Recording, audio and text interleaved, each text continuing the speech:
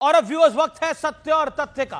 पूर्व प्रधानमंत्री राजीव गांधी ने कहा था कि केंद्र सरकार दिल्ली से 1 रुपया भेजती है तो लोगों तक 15 पैसे ही पहुंचते हैं और 85 पैसे बीच में ही भ्रष्टाचार की भेंट चढ़ जाते हैं।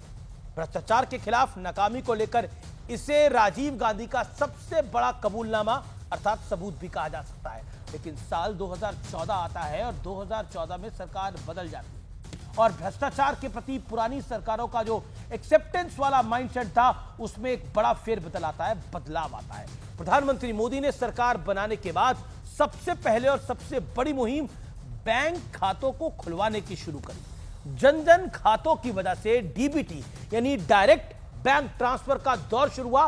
उस समय के नेता कहते थे कि क्या होगा बैंक खाते खुलवाने से, सरकार का काम क्या बैंक खाता खुलवाने का है क्या? लेकिन सरकार ने अगर 1 रुपए दिल्ली से भेजा तो डीबीटी की वजह से तो लोगों तक अब 1 रुपया ही पहुंच रहा है। 10 साल बाद भी मोदी सरकार भ्रष्ट तंत्र के खिलाफ अपना सफाई अभियान लगातार चला रही है। इसका लेटेस्ट एग्जाम्पल मैं आपको बताता हूं। करीब 5.8 करोड़ राशन कार्ड रद्द कर दिए गए हैं।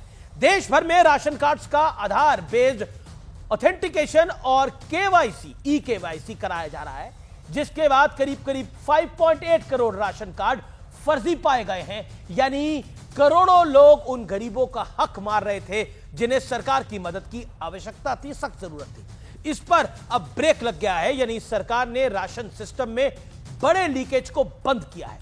माना जा रहा है कि इन 5.5 करोड़ लोगों यानी लगभग 5.8 करोड़ लोगों का घुसपैठियां उसमें शामिल हो सकते हैं।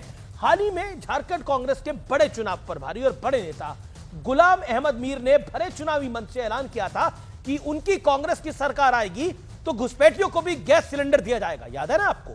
आज मीडिया और सोशल मीडिया पर इतना एक्सपोजर है, तब भी कांग्रेस के नेता मंच से ऐसा बयान खुलेआम दे रहे हैं घुसपैठियों को सिलेंडर देने का जो बांग्लादेश से आते हैं। सोचिए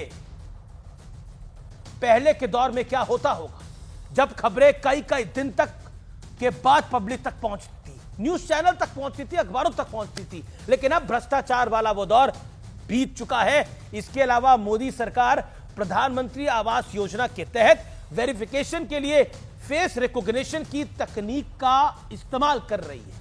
यानी भ्रष्टाचार वाला लीकेज डिजिटल स्ट्राइक से सील किया जा रहा है। यानी डिजिटल इंडिया से न केवल लोग ताकतवर हो रहे हैं बल्कि इससे भ्रष्टाचार पर भी लगाम लग रही है।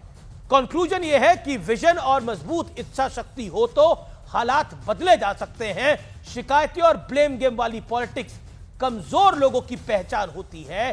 अब फिलहाल सत्य और तथ्य में यह बड़ी महत्वपूर्ण जानकारी, यह बड़े लीकेज को रोकने के लिए था। नमस्कार।